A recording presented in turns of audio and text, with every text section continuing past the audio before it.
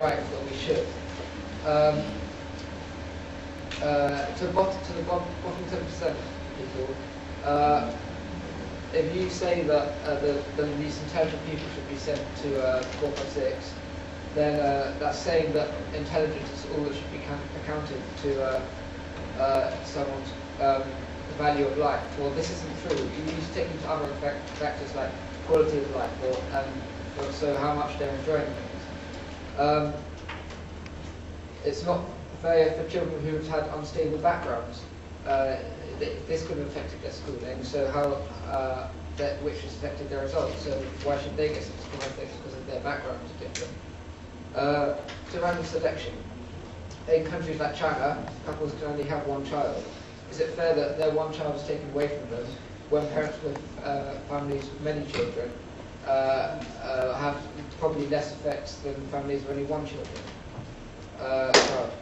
Right, so literally on the academic skills. We might lose a lot of the culture of the world. Think about it. Van Gogh was academically stupid. Mozart was academically stupid. People that have brought so much joy to the world will just be gone, just purely in their academic skills, and they have skills in other forms. And what you're going to do, you're going to take tests so that the 456 might not allow this. We're going to have to test every child in the world. And how are we going to base that? Because they're all at different ages. How are we going to know what their IQ is when we're asking some people that haven't had a proper education yet and asking people that are probably just boy geniuses or something? It's completely unfair. Third world, this just another form of racism? We're just taking ourselves back into the ages where we used to where there used to be slaves. We're choosing people that don't have as much privileges as us and just sending them off because we don't feel they're as good as us, basically. Random selection. You have to think about the morality of this situation. Who's going to press that button? Someone without kids, so they're not going to feel any effects of it. Someone with kids, then they're not going to be willing to press it because one of their kids might go. No one is going to want to press that button unless they have kids. And should we leave the fate of the children of the world in someone that has chosen not to have any? Those are my points for the lesson. Advocating peace. Right, Nelson Mandela, he didn't go through a completely peaceful message to end apartheid, but many would say that what he did was worth it. Now, about the other people, you could say that it was their cause that was bad, not their methods. What do you think? Well, Stalin's cause was to sort of stabilise Russia, was to stop the farmers being discriminated against, and was trying to get fair equal rights apparently at the start. But then he used methods. He got a secret police, people speaking out against the rights, and in the end he just made it so that people were oppressed, and people that had differing views became oppressed. It's a form of war. It's a form of bullying rather than democracy, and that's just unfair. It's not right. Also, Hitler's cause was to make united Europe. He wanted a united Europe. There's nothing wrong with that idea. It's just the way he went about it. He went about with killing Jews, which is obviously completely wrong.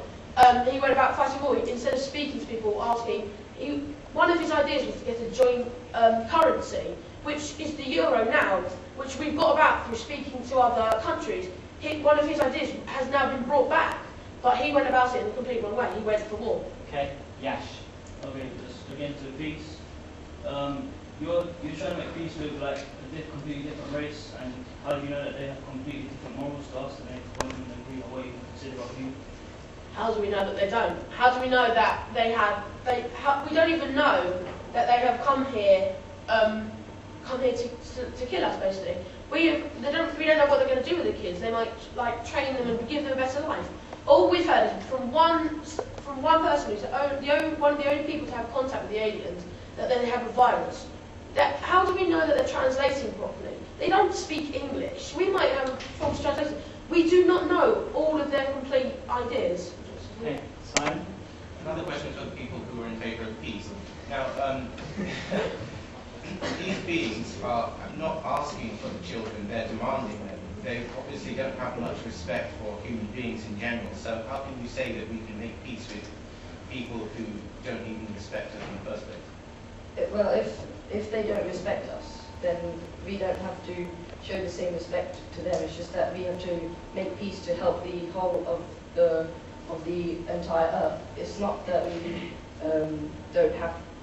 that we shouldn't do it. It's that we have to. Okay, finish now. Right, can we say only if it's questions to war? Give radioactive material, and if they're close to it, they know if it's around it, they'll just come raining back on it. If they're far away, not in our orbit, then it'll take months, if not years, for the weapons to reach them. By that time, the aliens will have done everything. We currently don't know the actual whereabouts they are. We don't know what technology they have, again. So we need to assess where they are, and we will use the weapons according to that information. Okay, that's the end of the points on the floor. We have 23 nuclear warheads ready to blow up the 456, basically. And we basically know this is going to work because, as the doctor rightly said, there's only one type of alien that has nuclear, that can defend itself against nuclear weapons, and that's the Sontarans. And we're not defending ourselves against the Sontarans, so that's that. So it's that the nuclear weapons are definitely going to destroy 456, and that's definitely so. And we can't exactly trust the 456 because they could use the virus, because they could have come to work basically saying we want 10% of your children, and they might not have told us that they're going to release the virus, which they might do in any case. Also, that because the 456 have come to Earth and they've basically threatened us, so we have the right to attack them back because they've done basically that to us, and they want our children, so we want their children, if you know what I mean. It's sort of like an eye to eye, yeah, basically. But yeah, so, and basically if we attack them, even if they do have the technology, which is very doubtful, then it's just like it's a sacrifice for the survival of the human race, because we need to defend ourselves and we shouldn't give up so easily. If we have the Summarize is that the nuclear missiles that the war supporters say, of course, nuclear missiles will work because it is at the forefront of modern technology, might not work at all. I mean, they might have more advanced technology than us by far, and we don't know it because we haven't obviously explored it, and because obviously that we don't know where they are and the location of the aliens. Furthermore, no human should have the power to decide to send millions of children to their deaths. And who are we to decide that? It's not fair that 10% of the population should be sent to their deaths just for a cause that's might not even be linked to them. Also, the antivirus has not even been found yet, because obviously we do not know where it is. We do not know where the location of the aliens are, and so there might not even be an antivirus at all. Thank you.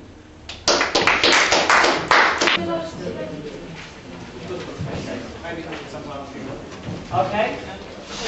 Which the judges like still another. Okay, 1 minute.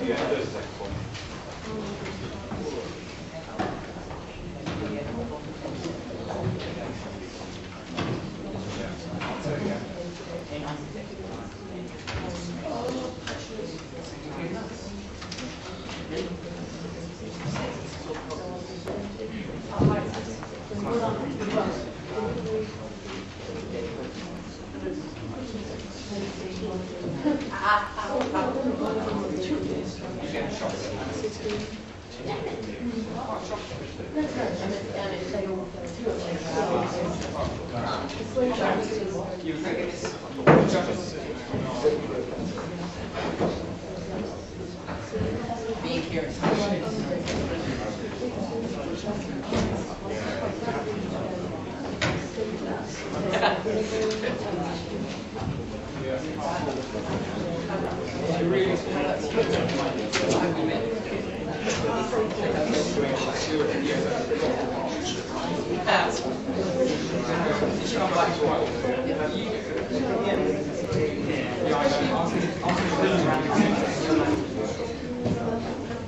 Okay, are you still?